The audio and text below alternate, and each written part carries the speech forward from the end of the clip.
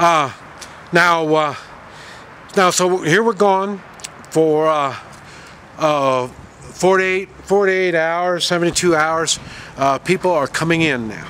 Our community is already doubled in size. You know, it's maybe 500-600 are in our community right now, and we're still not sure how many more are coming.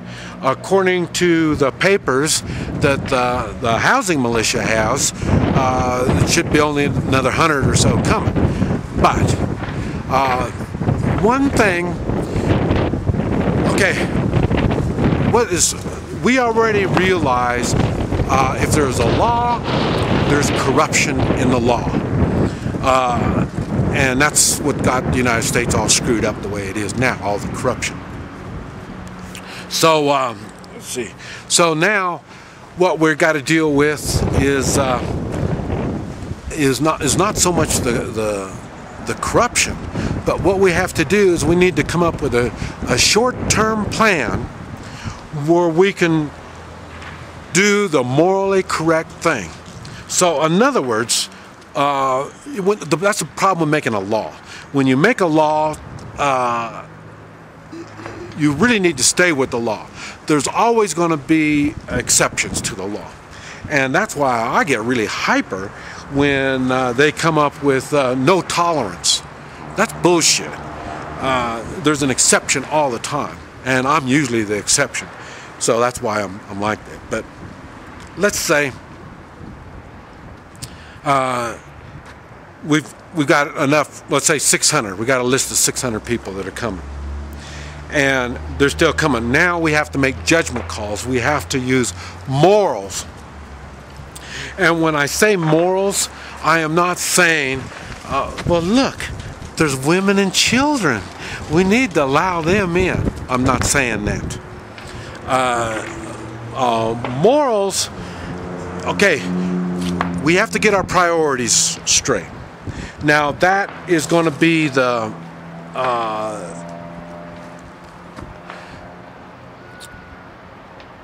you have to use morals. Now, the morals. Oh man, this is spooky here. Morals are going to change, and it will be different for different people. So these people coming in, we just can't flat say, well, we're just going to allow women and children. We can't do like that. We still have limited resources. Hopefully,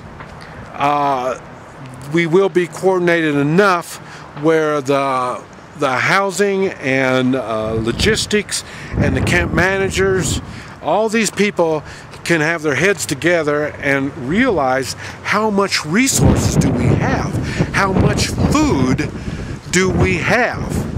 Okay, you invited these people from work, him and his wife, and you invited them. The problem is they didn't send any food out. I mean, they've had all these years ahead of time to start storing food. So now they're coming with an empty mouth. So we need to know if you have the food and enough housing area to take care of the people you invited. If not, you invited too many people. I am not going to be the one that's going to say, okay, this guy, he invited you, but he doesn't have all the resources for you, so you can stay and you can't. I'm not going to do that. You invited them, you start uninviting them, and you're going to do it right here on the bridge. And now we're back to what I've been saying all along. The country folk need to find, the city folk need to find country folk and that they can get along with, they're friends with, they can work with, and start bringing guns, ammo, food, all this stuff out to the country folks area. This is why. The stuff that you're bringing out, and I'm not saying bringing out the beer, and I'm not talking that. but I'm talking about bringing out real stuff. These are the things that you are doing to ensure a place in our community. Now see, I've got stashes like that in different communities. So it's not just the one that I'm planning on going to. I got it in other ones because I don't know for sure where I'm going to be. Now it's looking more and more for sure, but before I didn't know. So that's why I have stuff everywhere. Okay, now, so in other words, now this guy invited you and you didn't bring the stuff. You didn't plan ahead by bringing food and stuff. So now it's up to him to tell you, I'm sorry, I spoke too soon. I'm an idiot. He's going to be the idiot. I'm the enforcer. The security people on the bridge.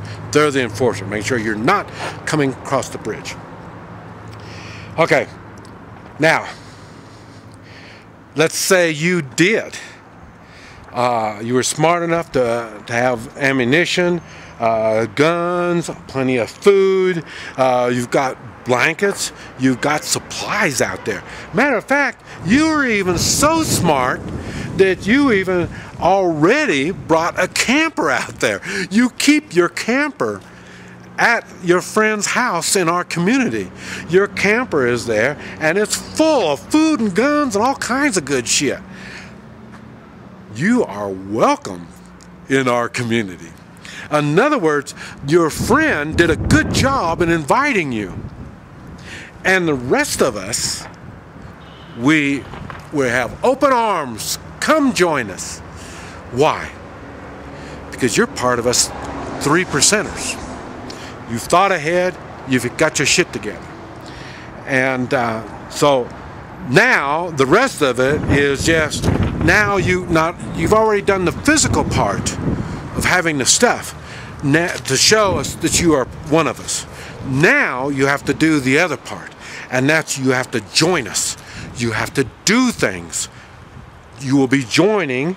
You will probably be assigned different militias to be working with, because this particular day we need more of this kind of militia than the other kind. We need more electric people than we do need security people. So then now you'll be working with electric to trying to get, I don't know, maybe they're going around gathering up freezers or stuff. I don't know. Maybe they're gathering generators, or maybe they're taking generators to different places.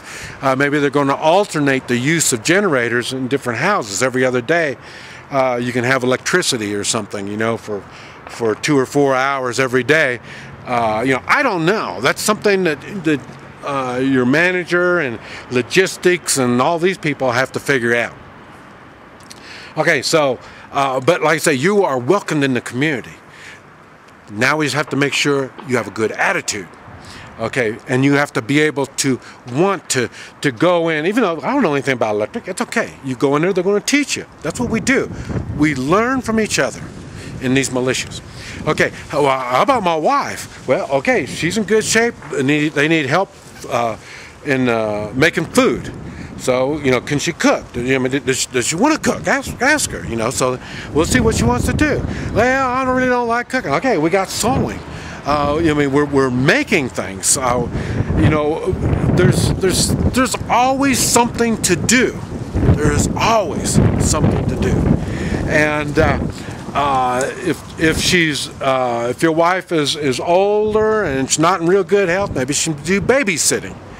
You know, so because there are going to be young families in there. So then, like I say, with the infants and stuff, you'll be taking care of them. You know, I don't know. But everyone will have something to do. They have to stay busy. And then as they're staying busy, they will be producing things. You know, I mean, we're going to have carpenters. We're going to need a militia carpenter to make hen houses. I say we're going to. We got cattle. We're going to be working cattle. There's all kinds of things that need to be done, and now we've got plenty of manpower to do it. So we've got to use this manpower and use it efficiently. And you're not going to be doing one thing. I know in your work now, you go to work, you do the same thing every day, all the time. That's not going to happen anymore. Forget it. that is over with. Now you've got different things you're going to be doing. So you're going to be learning stuff, you're going to be doing all kinds of stuff, you're going to get blisters, you're going to get injured, you're going to do all kinds of, oh yeah, and once you get injured, it doesn't mean, oh good, I'm injured, I don't need to work or anything. No, we'll find other work for you to do. There's always something to do. And we have all these militias, they all have responsibilities, and you're going to be in there helping all of them at some point of time. All males, probably, I'm just roughly saying 12 to whatever their capabilities are, will be learning to handle a weapon. We're going to be having different, I don't want to say schools, but we'll have classes going on all different kinds of weapons. It'll be knives, it'll be tomahawks, it's going to be firearms. You're going to be learning combat skills with firearms. You're going to be learning how to shoot different weapons. You're going to be learning when to shoot them. You're going to be learning tactics. And it's all going to be pretty much on your abilities. Because remember we talked about the three-man meet and greet. We're going to have multiple of all of these three-man units. There's not just going to be one three-man unit doing this stuff. There's going to be multiples of all of them. And the reason is, a good example will be the camp manager. Okay, you got the three-man militia and the camp manager. Even those three will be taking turns on taking the responsibility and doing this, because some of the stuff you really won't know, but so you'll ask the one that's been doing it better than you and ask them, and then he'll tell you, oh yeah, okay, I understand. And then eventually he's going to get tired of this stuff, and then so then we'll get somebody else will come in, and he'll be a new guy in your militia, and then he'll be watching and he'll be learning, and you'll be rotating and learning. And this way you don't get burned out on one thing. We keep everything we do, well, nothing we do is open for corruption. We will not have no corruption. And the reason is because everything is brought together by morals, and not everybody has the same morals, but we do have to get on the same page on morals. So this is why we're going to be working together and doing this. And then if someone gets in a position that it looks like they're not really, they can't handle it quite as well as we think they should, well then, we can get somebody else in that position, so we can move them around and all this stuff. Remember, everybody in our community is here by choice. Now, this is shit hits the fan. We all are here by choice. So in other words, we also have the choice to leave. And but remember, the ones that originally start, we need to really pick the cream of the crop. That's why I say, if you're country folk now, you need to be working with city people now, and finding which one of these city people are really good people. Which one of these city people are really the 3%ers. And you will know which ones are the 3%ers, because they're going to come out and say, well, hell, let me help you work on that old hen house. And while I'm here, I got a couple cases of ammunition. I'll just go on and leave that, and the next thing you know, every weekend he's coming and he's bringing his family, his kids, and they help with the goats, and they help with the fence, work on the fence. And it seems like every weekend they come out, they bring a case of some kind of food.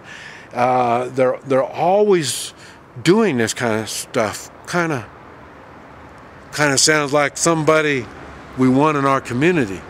So in other words, the country folk have the obligation to start looking for city people. Open the door, let them come in. What I've been telling people is the country folk, the city folk, go in and say, well, hey, I want to buy half of a cow. I'll buy half of your cow, I'll give you the money, half of the cow, and then let me help you raise your cow.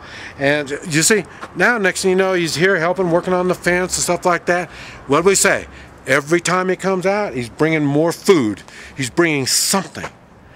So this is what it is. If you don't want him, you don't like him, you have all of his stuff over to the side here, gather your shit and get the hell out. Just the way to handle this stuff. But the thing is, we're building relationships is what we're doing. And we're going to make these relationships work. Now, I'm saying all this in the way of my little country community. But some of this will still apply to city, I hate to say it like this, but like LA. But LA is an extreme example of bad. So, but let's say you can take, maybe a 3 or 4 block area of LA, and just those people can work together to kind of hold their own. It won't be near as good. I don't know what they're going to do for food. You can only store so much food. So I don't know how they're going to work that out. Their logistics militia will have some kind of access to food. Now, for us, we are growing food all year round, all the time. So we have work for everybody to do. In the city, I'm not sure how you're going to keep everybody busy. So these are all things you're going to have to work out. You're going to have to twist everything I'm talking about to see how it's going to apply to your particular situation. So, maybe in a neighborhood, you might be able to do it. I know you can do it for a neighborhood or your local little area, but it's only for a short period of time because it's going to really get difficult. I'll tell you what's going to happen. It's going to turn into, you're going to be surrounded by gangs, and all these gangs will start doing mean and evil things, and this is what you're going to have to deal with when you're in the city. Now, where we're at, like in the country, it won't be like that because we'll be dealing with neighboring communities. So another thing I try to get people to think on is think of the community like living in a castle. The castle only has so much living area, and when there's danger, the people on the outside of the castle would come into the castle for refuge. But then that leaves their homes to be, ransacked and torn apart and burned and all this kind of stuff. And so it's kind of like the same thing on this. Not everybody's going to be living in our community. We can't stretch our borders all the way out to take care of everybody. We just can't do that. That's why I say we are fortunate we have natural barriers. I said we got rivers, we got creeks, we got mountains. So, we have things that are natural to make our borders. And so as long as you're on this side of the creek, this side of the river, this side of the mountains, this side of the bridge, we can take care of you. You can do what you want to on the outside, that's okay, but we can't do anything for you on the outside. And besides that, when you're on the outside of the area, like I say, in my particular case, you might have 40, 60, 120 acres on the outside of our area. We will be walking through your area. We will be doing all, because we got to run, our patrols. We need to do all this stuff, but at the same time, when things are bad, you're welcome to come in, but we can't protect your area, your homestead out there. We can't protect all that stuff. So now you may want to park your tractors and stuff like that on inside our border area, so at least that won't be damaged. You might lose your house, but you can still have all this stuff. So and that'll give you more of a freedom, independent living being out there. The only problem is there's other refugees that are coming in, and they'll be coming into your area because you don't have the security to keep them out. So you're going to have to deal with the refugees coming in, unless you want to put the signs over there saying, hey, go towards the bridge, and then when you're going toward the bridge, then we can deal with these outside refugees.